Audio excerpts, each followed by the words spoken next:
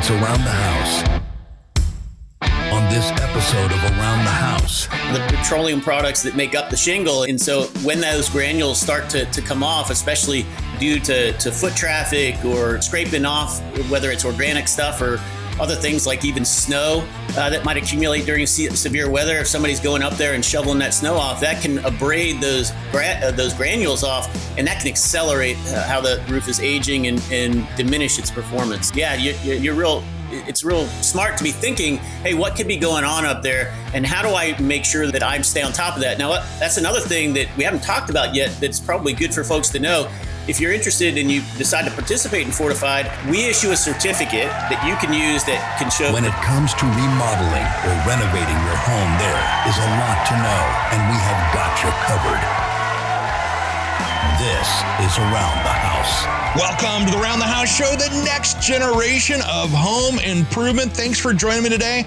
This hour is brought to you by our friends at Monument Grills. If you're looking for that brand new barbecue this spring, don't waste that time. Just jump online, head over to monumentgrills.com and take a look at the latest and greatest for those portable, affordable barbecue grills. Making me hungry just talking about it. Today, we have got an old friend back in the house, Fred Malik, Managing Director of Fortified with the Insurance Institute for Business and Home Safety. Welcome back to Around the House show, my friend. Hey, Eric. Thanks. Glad to be back, bud.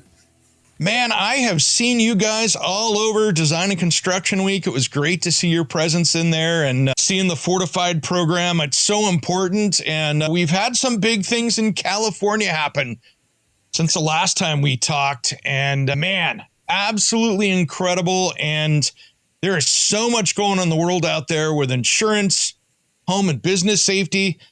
And I want to start out by saying it was pretty amazing. I feel bad for my good friend, David Applebaum, who has been on this show a lot, who lost his place down in Pacific Palisades. I've been to his house. And the crazy part is I stood there on his certified deck that was fire rated and looked up and went, oh, there's no way this could get hurt down here next to the beach in a wildfire. And I could not have been more wrong.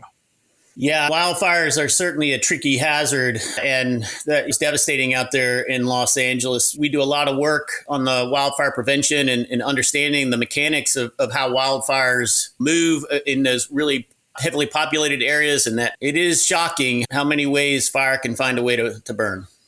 And then I saw it's not just California. What was that? South Carolina this last week or two that I saw out there, that there were some wildfires getting close to Myrtle Beach. That's crazy in my book. Yeah, it really does underscore the fact that people should be really paying attention. There really aren't very many places in the United States that aren't subject to all kinds of natural hazards and severe weather. Gosh, up there in the Pacific Northwest, you guys had a atmospheric river that was driving hurricane force winds and torrential downpours a couple weeks ago too. So fires, severe wind, water, it's all there and it's all over the country. Yeah, it really is. And it just highlights the work that you guys are doing out there. And we've had big storms here. We've talked about it before in past episodes. I've been there in Eastern Washington and had 100+ mile an hour winds. And I was in my apartment complex in my 20s and I watched the drywall shear diagonally across the second floor of my apartment. And I went, I'm in a bad spot right now. I'll bet that was scary. Yeah, when the roof came off, and then when I saw this 3/8 crack go diagonally across about a 20-foot wall from the top right to the bottom left, I'm like, oh no, I'm in a bad spot. And there was no place to go because outside was even worse. And we just went into the bed, into the bathroom in the middle, and we rode it out and went, okay. And it wasn't like it wasn't a hurricane. It wasn't a tornado. It was a 4-hour-long windstorm that just went, and might as well have been a hurricane because it had the same amount of damage. Yeah, we try to put a lot of our research to work in something like our Thunderstorm Ready Guide, which deals with severe weather. And one of the components of planning for that thunderstorm season is having a plan, knowing where you're going to go, and how to stay informed so that if you have the opportunity, you can get to a safer surroundings. Yeah, absolutely. Let's dial it back here. I want to talk a little bit about, because we're nationwide, I wanted to really talk about what's been going on with hurricane safety. We're creeping now into summertime, which means we're going to be getting into that hurricane season again. Sure. And really, I think it's one of those things that we need to think about because so many places in the country go, oh, that's just a South kind of thing. That's just a Gulf States, East Coast, Southern East Coast. But really, those same weather conditions that we see there can show up in just about any state in the country when you're talking about massive rain event, massive wind event. We throw the hurricane thing on it, but it could be a bomb cyclone out here on the West Coast, or it could be some massive windstorm cutting across the Midwest. Yeah, there were 19 severe storms in 2023 that scattered across the country that caused $51.6 billion in damage. Yeah, it's something that if you ignore it or you think it's local, you're really putting yourself at risk and your property. So let's talk about the Fortified program again here and what you guys are doing with that, because I think it's so brilliant because I can have a wind event in my area and I drive around and I can really see, go, okay, that house has plywood subsheeting underneath the roofing. That one's got OSB and that one's got wood lap up there. You could just see what's going on. And with your program, it really gives that backup when maybe the winds exceed what the roofing material can handle. There's still a backup below it, and you're much more likely to have less damage with using the Fortified roofing program. Yeah, and I think the important thing here is if you're going to invest your hard-earned money, we're both homeowners. If I'm going to put my money into my house, I want to make sure that I'm going to get value and performance from that. And what Fortified does is it draws on the decades of science that we've done here at IBHS, really studying how disasters impact the house as a complete system. And one of the things that we've been able to really understand is what is the pattern of damage and where does that usually start? And then what can you do to break that chain, break that cycle of damage, rebuild, repeat? And so in the Fortified program, we start with the roof. Every one of the 70,000 plus homes that live under Fortified roofs in the United States starts with the roof. And there are essentially four basic phases that you got to pay attention to. It's how's the roof deck attached? Do you have a system that seals the roof deck in case the primary cover comes off? So it's a belts and suspenders approach. How do we make sure that we're protected at the edges? Because when the wind moves around the roof, it exerts the highest pressures and really initiates damage frequently at the edges. So that's at the eave, up near the ridge, at the top of the peak of the roof, or along the rakes if you have a gable roof, which is like that triangular shape. And then finally, we look at the roof cover itself. So like you said, unfortunately, a lot of that insured damage that we see year in and year out is when the roof cover fails. And we haven't seen that many design level events in the United States. So all that damage is happening before the wind speeds get to the design level of the material. So it's really about reinforcing the system. And that's what we do in Fortified. And on top of the science, Fortified also brings the verification component, which you and I've talked about before is so important. When you can have the best standard in the world, but if you're not having somebody look at it and make sure that standard's being followed, you're not likely to get the results you're after. Exactly. And it's crazy. I'm in Oregon State here in the Portland, Oregon area, and we have very strict building codes, except I can do a re-roof without pulling a building code in my area. So there's nobody that ever goes up and does any kind of an inspection whatsoever. Now, hopefully the project manager of the roofing company goes up and takes a peek at it. But really, that's all you've got. And with our wind events we have here, and I know there's plenty of places across the country that are in the same boat, that there's nobody ever on that roof inspecting it other than the people that put the roof on. It's nice to have that verification from start to finish on it, from nailing patterns all the way up to, did you get the drip edges right? And did you use the right materials on the project? Yeah. So we work with a network of third-party evaluators that can come and take training from us, and we certify them to be documentation specialists. They are going to collect documentation, work alongside the roofer on the homeowner's behalf. So when the project gets started, the evaluator and the roofer, they talk, they connect about the critical path, because the last thing we want to do is, particularly in an existing home that's being re-roofed, we don't want to tear that roof apart and then have it be delayed getting it dried back in and stuff. Round the House will be right back with more from Fred Malik and the Insurance Institute for Business and Home Safety. Let's get your home ready. We'll be right back.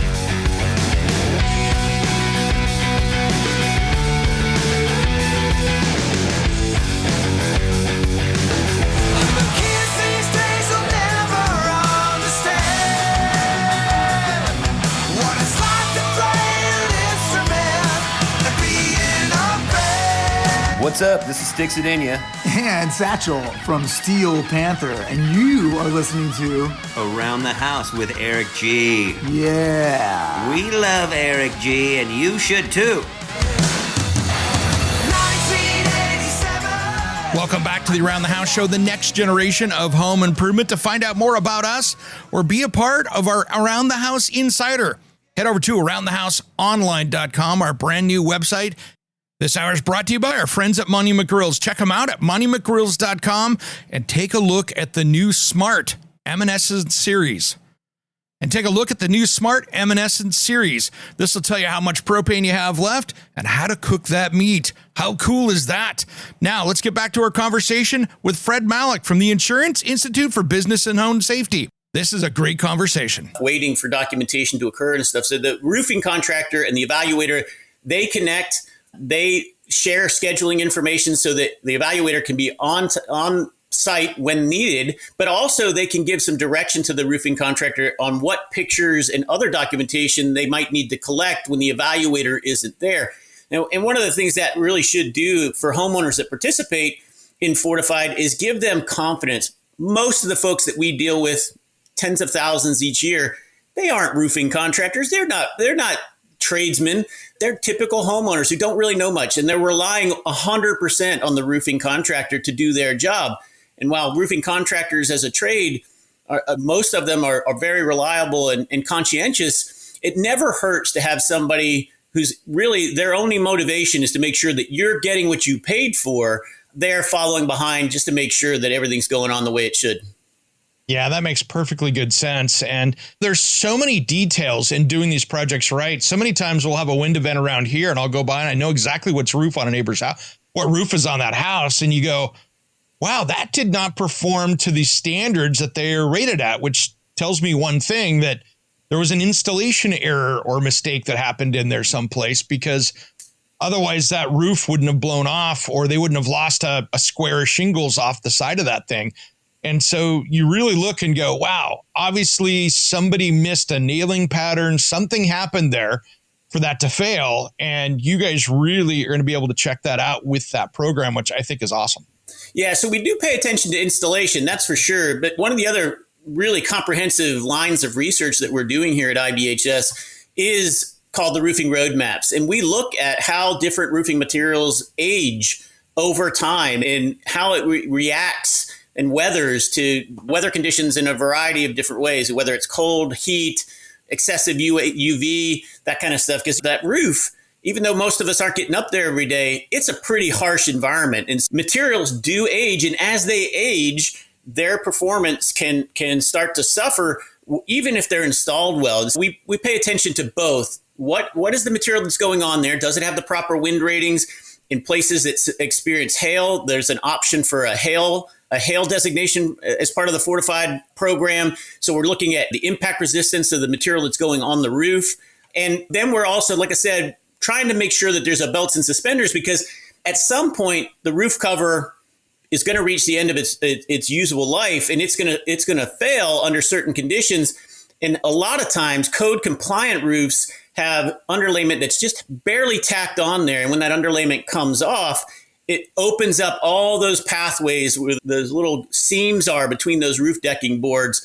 And that is just to become highways for water to enter the house. If we can limit that by having a sealed roof deck up there, then we can make sure that the occupants and their property are protected. They can get back to normal faster and just concentrate on replacing the roof that got damaged. So it's all about really limiting damage, not necessarily making something disaster proof.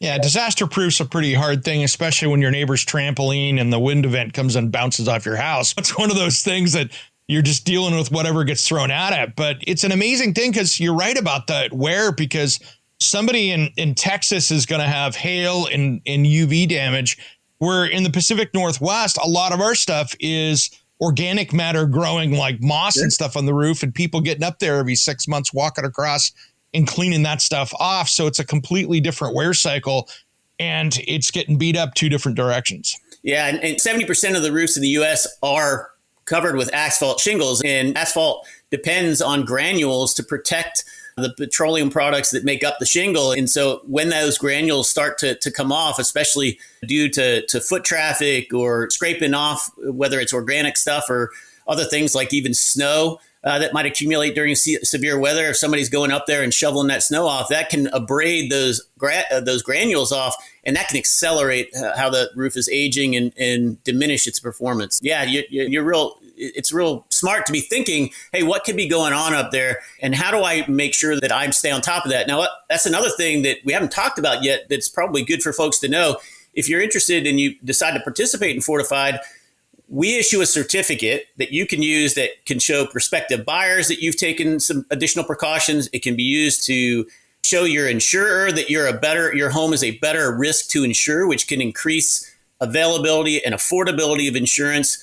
But one of the other components of the process is that we do require the home get reevaluated every 5 years. And the primary thing that we're looking for when we go back at that 5-year interval is what is the roof cover's condition. If it's still in good condition, chances are the redesignation happens without a hitch. But if there are issues that are starting to creep up, that's a great time for us to be able to inform the homeowner that, hey, there's something going on here that you need to pay attention to, and you need to address it so that you can keep counting on that roof to deliver the protection that you expect. Man, that is great, because roof maintenance is probably one of the least things done on a house these days. If it wasn't for insurance companies sending out nasty grams from satellites or drones around saying, hey, you got a lot of organic matter on that roof, you better get cleaned up. And I get it, because they're trying to reduce their risk. Nothing wrong with them doing that. But I've had plenty of people reach out to me on social media and go, hey, my insurance company's doing that. And I'm like, guess what, guys? You're missing maintenance day. And it's a better investment for you to be doing that anyway. They're just giving you a helpful reminder that, hey, that's a fire hazard, or it could be additional roof damage, and get up there and maintain it. I recommend that people have their roofing contractor come out there every year or two and take a peek at it and make sure that things are looking good, because most people don't get up and go poking around and see how their roof looks. Yeah, in our Thunderstorm Ready guide, it's a free guide for preparing for severe weather season. It's available on ibhs.org. Part of that plan says, hey, there's some annual things you should do. And if you break down some of these maintenance tasks into annual things that you're doing, whether it's inspecting or making small repairs as you move along, it's a much more manageable thing. If you wait too long, usually looks like, hey, I've got a water stain in my ceiling. Now I got a leak. I got to go figure out where it is. And maybe that gets to be a really expensive thing to fix. But if you wait until that happens, you might miss the opportunity to nip a small problem in the bud before it becomes a really big and expensive problem. It's a good idea to have an annual plan. Like you said, once you have a relationship with a roofer that you trust, that has all the proper credentials, that your state says is in good standing, once you have a good relationship, then having them come out every year to go up there, because I don't know about you, I've been building houses for 35 years. I still get a little nervous when I'm on my third story roof walking around at 712 pitch. It's not the most comfortable place for me to be, but roofers get to pay to do that stuff every day. So they're a little bit more comfortable in those surroundings, and they can really pay attention to the details that matter. Round the House, we'll be right back with more from Fred Malik and the Insurance Institute for Business and Home Safety. Let's get your home ready. We'll be right back.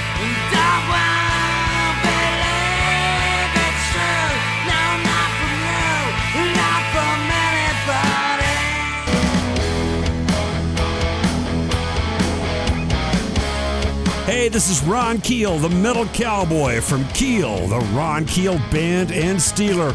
We are rocking Around the House with Eric G. Welcome back to the Around the House Show, the next generation of home improvement. I'm Eric G. To find out more, head to aroundthehouseonline.com. Now, this hour is brought to you by our friends at Monument Grills. They just debuted a brand new barbecue grill this week, the Evanescence series. This thing is super cool, and you don't want to miss it. To find out more, head to monumentgrills.com. Now let's get back to our conversation with Fred Malik from the Insurance Institute for Business and Home Safety.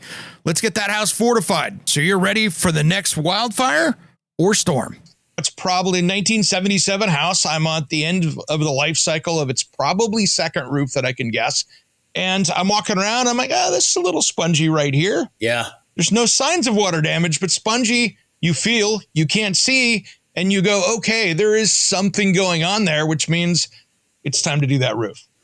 Yeah, for sure. It's not always the damage or the deterioration that you can see that ultimately leads to a problem, right? Because if it's spongy, what does that mean? That means that the fasteners that are there to hold that roof deck together, that hold the shingles on, they're probably not as secure as they should be. And there's no way to really know that unless you're getting up there and taking a look around. Otherwise, Mother Nature will let you know when the roof cover comes off and bad things start to happen. Yeah, that's no fun when you got half your roof sitting in your driveway, including the sheets. That's creating all the other issues with that. And you guys have a great solve for that. I wanted to ask too, within the Fortified program, there are so many other things that can go wrong. Of course, the roof is what we see in all the videos on the Weather Channel and places like that, with literally the whole roof and truss system ending out in a parking lot someplace. But there are so many other things that people can be doing to deal with wind events outside of even hurricanes out there. Yeah, and I'm glad you bring that up. So as we start to look at, hey, where are there opportunities? Where could homeowners benefit from the science that we do and the programs that we offer? And we're looking to bring some more of that really important wind science and mitigation, those mitigation strategies inland, where you're likely to have severe convective storms, maybe derechos, tornadoes, severe thunderstorms. And like you said, once you take care of the roof, the next place you should look, coincidentally, is the garage door. If your home has a garage, if you look at the videos and pictures following, say, even a low-grade tornado and houses with structural damage, a lot of times what's going on there is the garage door actually was compromised by the pressure that the wind can exert in those situations. And what happens is the air rushes in through that opening, and then it tries to blow the house up like a balloon, and it pushes out on the walls and up on the roof. And that's where you can have some structural problems. And taking a look at that garage door and considering replacing it with one that's properly pressured. And again, we've done all that work for you. In our standard, we tell you, hey, if you have a 2-car garage with a door that's 8 foot tall, here's the design pressures that door should be able to meet. That gives you all the information you need to either give it to a contractor that you trust or to go to a retailer, a garage door retailer, and say, hey, I'm looking for a door that can meet these design criteria. That can make a huge difference in whether your home actually survives in an EF 0, 1, or 2 tornado versus having a real bad outcome.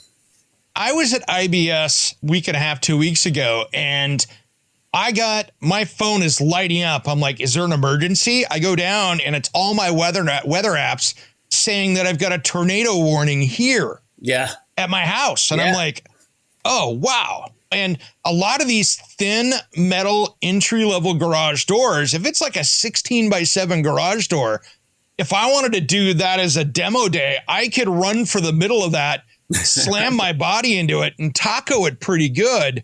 And that's nothing like the pressures that Mother Nature is going to throw out with a 40, 50, 60, 70 and above wind event. Yeah, and it really comes down to, are you asking the right questions at the right time? And the majority of builders, through no fault of their own, the building codes really haven't kept the criteria moving along as the wind science has improved to say, hey, this is how pressure is really going to act on those really large openings. It's pretty common along the coast for the garage door to be attended to, but it's not real common once you start to move inland. And in Fortified, we raise the base design wind speed. Most people probably don't even know that they have a design wind speed at their location, but the majority of homes in the United States nowadays are being built to resist some 115 miles an hour. Fortified starts at 130, which is like an EF1, low-grade EF2, and then we provide those critical details like the design pressure. And all that really does, it adds about maybe $500 to $600 to the cost of the door if you're going to upgrade a door that that's going to be put in and you're going to take it from where it is to an upgraded door. Or if you're going to replace a door, you might be looking at around $1,100 or $1,200 for that. But the performance that you get and the peace of mind that you get that, hey, that garage door, once it's closed and locked, it's going to be able to withstand an awful lot of pressure and protect the rest of the house. Because again, I bet you most people don't know, the majority of houses in the U.S. are designed to be fully enclosed. That means no exterior openings open, so all the pressure can be exerted on the outside of the wall. But once an opening gets breached, especially one as large as the garage door, now you have pressure acting on both sides of the wall and the roof, and that's when things start to really fail because they're just not designed to do that.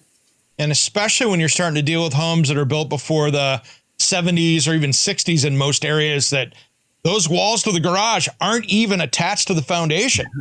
They're just sitting there. The weight of that garage, which really isn't that much on an attached garage, is just sitting on top of that. There might be a finish nail or two or a concrete nail in there, but really it's not put in there like a house that was built in most places in the country in the 90s, 2000s and later. When you put that pressure on there and just have the weight of the building holding it down, it's just another part of the problem.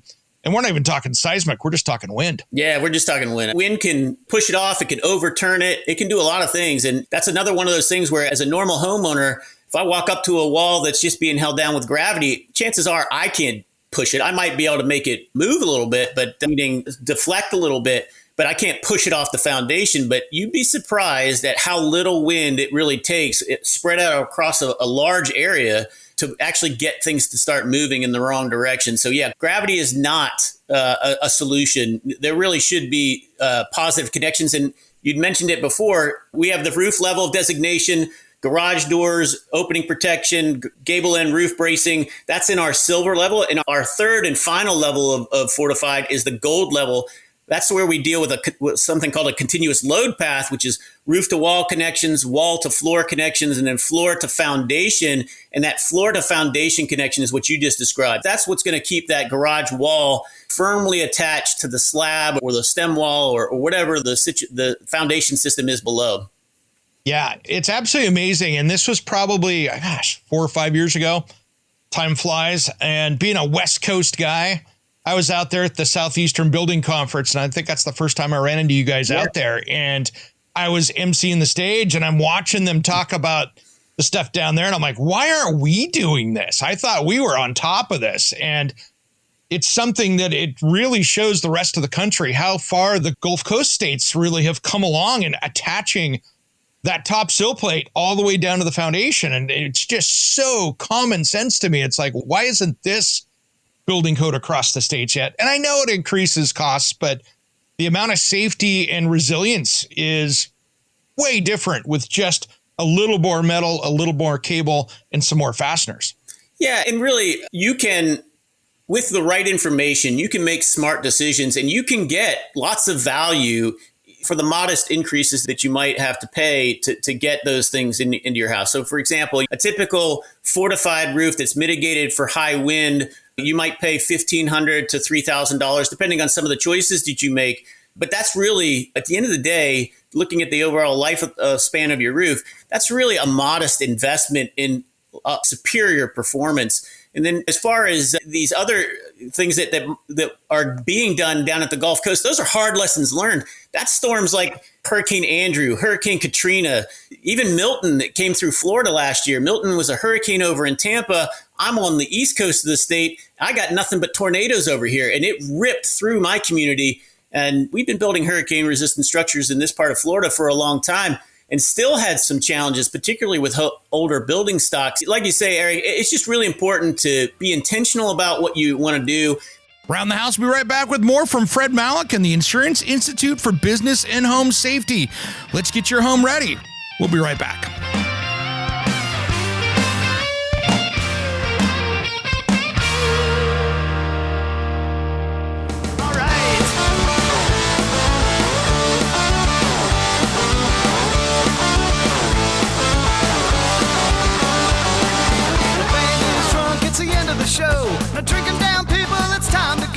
Welcome back to the Around the House show, the next generation of home improvement. To find out more about us or be a part of our Around the House Insider, head over to aroundthehouseonline.com, our brand new website. This hour is brought to you by our friends at Monument Grills. Check them out at monumentgrills.com and take a look at the new Smart Eminescence series. And take a look at the new Smart Eminescence series. This will tell you how much propane you have left and how to cook that meat. How cool is that? Now, let's get back to our conversation with Fred Malik from the Insurance Institute for Business and Home Safety. This is a great conversation. Had a flat roof, and yes, that building burned down because those embers got into some places and, of course, caught the building on fire and then caught the vans on fire. And it was hundreds of yards. And I'm talking probably 3 or 4 football fields away from the nearest structure, and those embers still got it. Yeah. So really, it shows how that preparedness can really change the outcome for anyone. Yeah. And the scary thing is that when the wind starts blowing like they had out there and you get those embers up into the wind field, they can travel a mile or more. It'd still be volatile. And that's, to your point, 300-400 yards away seems like a far enough separation. But with the right level of wind and in the right direction, it can carry embers across pretty significant distances and find a hospitable place to land and reignite something that you just didn't think it was going to happen. And that's why diligence is so important. And then there were some great examples too, though. There were some positive examples out there where you would see everything decimated, but there's 2 homes sitting there right there that have some char marks on the outside, but maybe some smoke damage on the inside, but the building is still standing. It still fought the good fight and won and survived that. And so it really shows that how we build things, how we maintain them can really change the outcome. And especially as we're out there doing remodels, outside of even new construction, there's a lot of fair choices we can make that are fairly minor, like putting up that metal fence instead of the cedar one. Those are big things that you can do that'll just not change the fire path, because I saw dozens. I was streaming the CBS channel down there online and watching it, just watching the firefight. And you could see all these news reporters out there and you could just watch it. It was like the cartoon and they lit the dynamite for Bugs Bunny. You could see that flame going right up to it. It's here we go again. Yeah. And it was just a fence. Exactly. Yeah. And to your point, you don't really even have to replace the entire cedar fence, but it's that last 4 to 6 feet where you have the gate. That's where you really want to pay attention. And space is at a premium out there. So you've got a lot of these accessory dwellings or additional dwelling units that are on properties that can get close, and paying attention and knowing that, hey, if I have structures that are this close together, they can become ladder fuels, they can create radiant heat, and they can overwhelm things like vinyl window frames, right? Vinyl window frames can melt, the glazing falls out, and now you've got contact and radiant heat getting to the more combustible stuff like draperies and things like that. Those details are all super important. And a lot of times it just takes knowing, okay, these are the things I need to be paying attention to so that my home doesn't face that risk, or at least it's a lot lower probability. Yeah, one of the things I'm starting to work on here out on the West Coast in my area especially is that we have a lot of tree laws, which I love our trees. I've got huge 350-year-old fir trees, but I've also got some that are 5, 6, 7 feet away from the house as well that are a serious concern.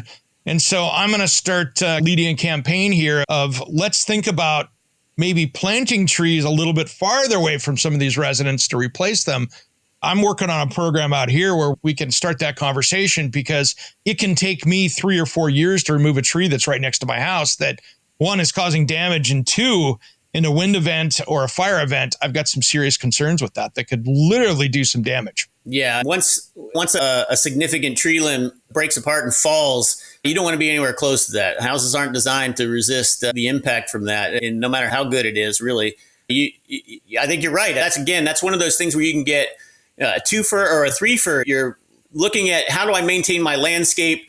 Do I trim it back? Do I remove it? And by doing so, do I reduce my fire risk? Do I reduce my wind risk and potentially some life safety concerns from a tree that might have a branch that comes off? And if you're walking around outside, that could end up being a real bad day. I tell you what, I had a house here in our wind event. We had a wind ice storm event that was, 16 months ago.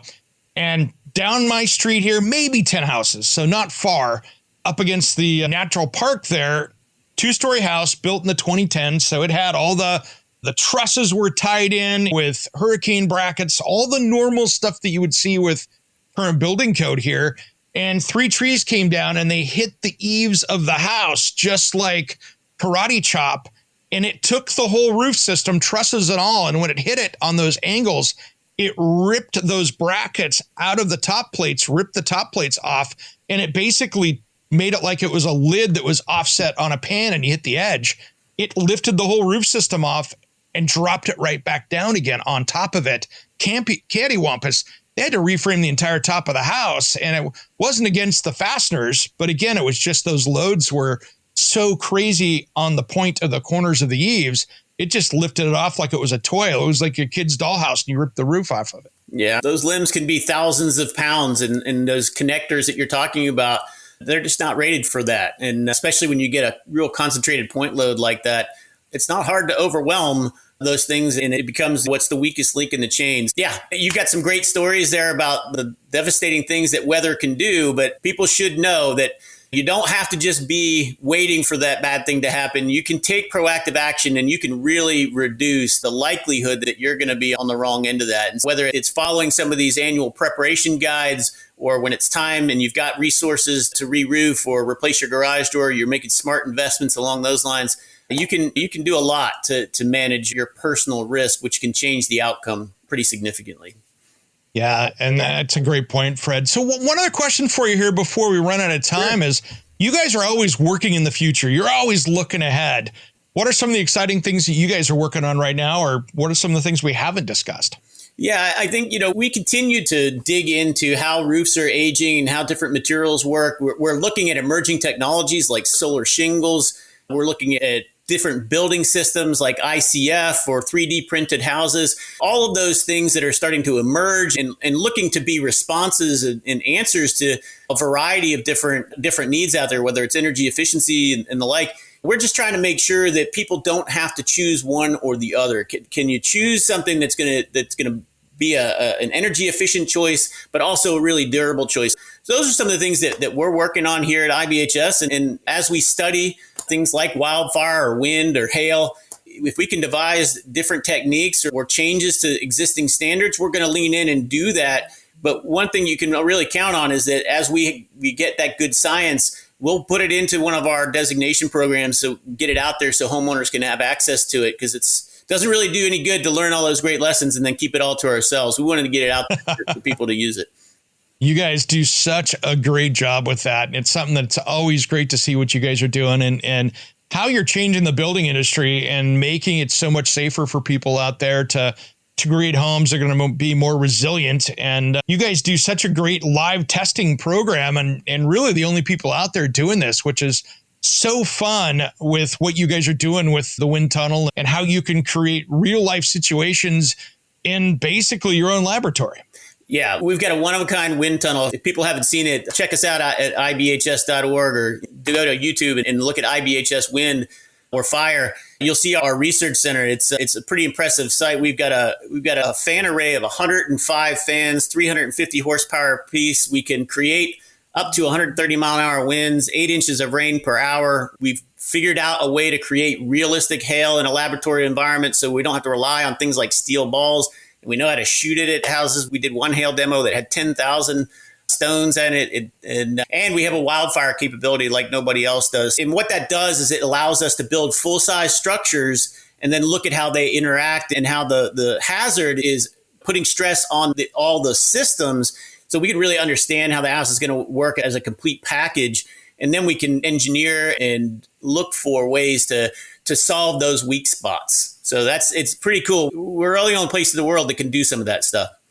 Yeah, that is amazing. That is amazing. So Fred, just so people know, where do people find more information for you guys? Because again, I know we gave the website out, but let's do it one more time so people can find out more information if they're looking to put a new roof on or they're trying to do more to fortify their home against Mother Nature. Sure. A great place to start is to check out our Thunderstorm Ready Guide. You can find that at ibhs.org. And if you're ready, or you're thinking about, like you are, if you're getting ready to put a new roof on, you can check us out at fortifiedhome.org. And we got a lot of great free resources there. We're all about trying to help people be safer and stronger. And we give a lot of our knowledge away for free, and it's all available for you there. All right, Fred, thanks for coming on today and all the updates here. It's always great to have this discussion, especially around current events of what we're seeing, what we're learning, and all the work you guys are doing out there. I really appreciate it. Thanks, Eric. Appreciate the time, man. Always, always. I'm Eric G, and you've been listening to Around the House.